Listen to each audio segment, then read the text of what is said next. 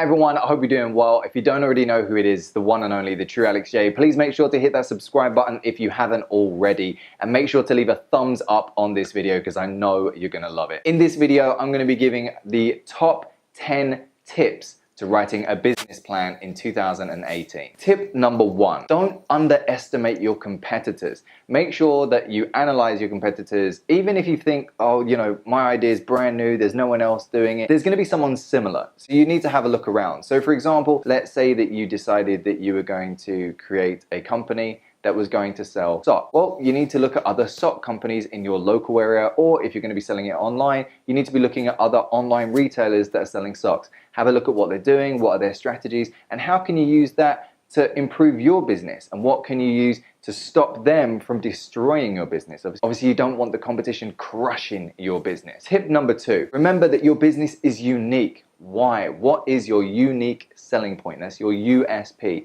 What is it that's unique about your business? Why do people want to buy from you? What is it that's going to bring them to you? What is it that you offer them in exchange? Now, most businesses, they solve a problem. So you need to think, what is the problem that I'm solving? How is this unique? Why do people need to come to me rather than go to my competitors? Tip number 3, create a vision. You need to think this thought all the way through to the end. You know, what is your idea of your business? Where do you want it to go in the future? Because it's all good and well starting it nice and small and thinking, you know, I'll make $1 million or $1 billion. That's fantastic. But you need to think through the process. How are you going to get all the way from A all the way to B? How are you going to do each and every step? So what I prefer to do is I write my end goal where I'd like to be in 1 year, then I break it to 6 months, then I break it down to 3 months, then 1 month, and then by day. So I know what to do every single day, what's needed to be done, so that I know where I'm going to be in 1 year's time. Tip number 4, don't skip the plan. I've seen so many people where they just start a business and they don't even bother planning, they just run ahead and then they start hitting obstacles later on that they didn't foresee. But it could have been avoided if all they had to do was a little bit of planning. My personal opinion would just be sit and write down, you know, these are potential problems, these are things that could come up later on down the road. This is going to be the way that I'm going to overcome these problems. But you really do need to make sure that you write down a plan. Don't just start running in a direction. Tip number 5, make sure that you prepare for the unexpected. And this is kind of what I was saying before. Think about all the problems that could arise. Now, don't go too far down the rabbit hole because, you know, you could go really crazy with it. There is a thing called a SWOT analysis that I would recommend using in your business plan. And a SWOT analysis is SWOT.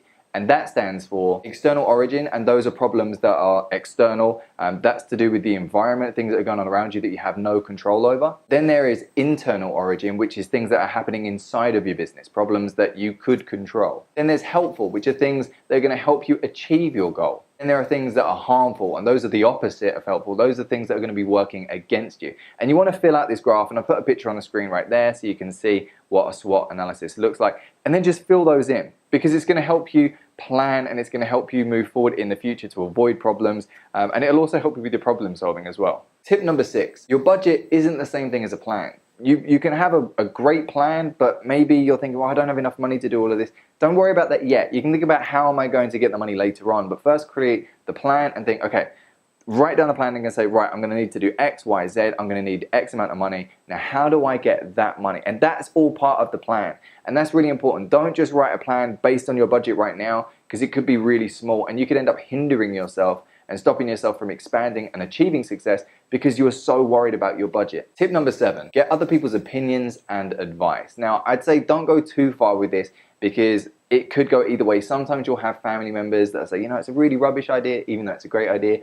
Or worse, they'll say it's a great idea when it's a terrible idea. So speak to a few people. I prefer to speak to people that I don't know, that have no connection with me, and that's great because they'll just be honest with you. You have to think, is this something that you would actually personally purchase? Is this a service that you would actually use? Could you foresee people actually using this, or is it a little bit too far out there? Is this something that people are going to be able to adapt to immediately, or is this something that you're going to have to do a lot of marketing to convince people that it's a good idea? That could stop some horrendous accidents happening later on, and you don't want to run out of money, you don't want to get yourself into debt, so it is really important that you seek other people's advice as well. Because what could end up happening is they could end up giving you another idea on top of it, and it just improves the idea that you had originally. Number 8, and this is again very important, remember that you need to take some risks. It's all good and well trying to play it safe, but in the real world, it doesn't really work like that. And I know in college and university, when they're teaching you about business, they're always like, you know, try and be safe and don't do this and don't do that. Sometimes you just got to take a risk. Sometimes you really have to just say, you know what, I'm just going to give it a shot and see what happens. So my personal recommendation to you would be prepare to take some risks. Even if they're just small risks, sometimes stepping out of your comfort zone really could improve your business. Number 9, sometimes people are so focused on profits that they really forget about the customer. You can't forget about the customer. Without your customers, you don't have a business. So you need to be thinking, you know, what is it that my customers want? How can I service them? How can I help them? How can I keep them happy? How can I make them come back and purchase from me again? How can I get them to get referrals and bring their friends and their family to me? So you need to be thinking from the customer's perspective. So don't forget your customers when writing your business plan. Number 10, be clear about your rewards. Don't lie to yourself. Sometimes people will say, you know, well, if I do this, this, this, and then I'm gonna be really super rich. But you need to be really honest with yourself. Are those numbers realistic? Do you really think that you could achieve those goals?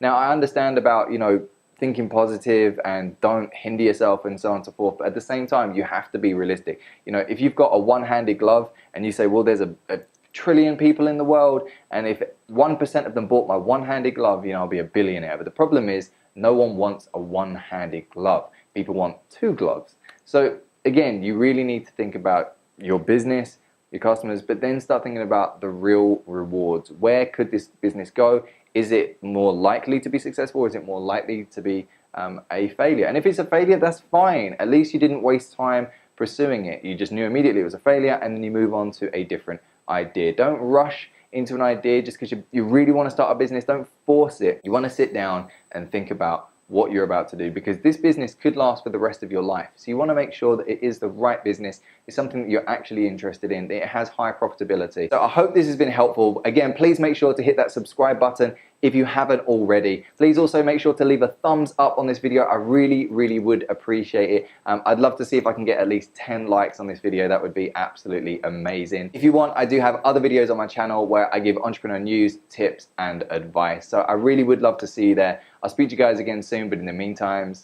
peace.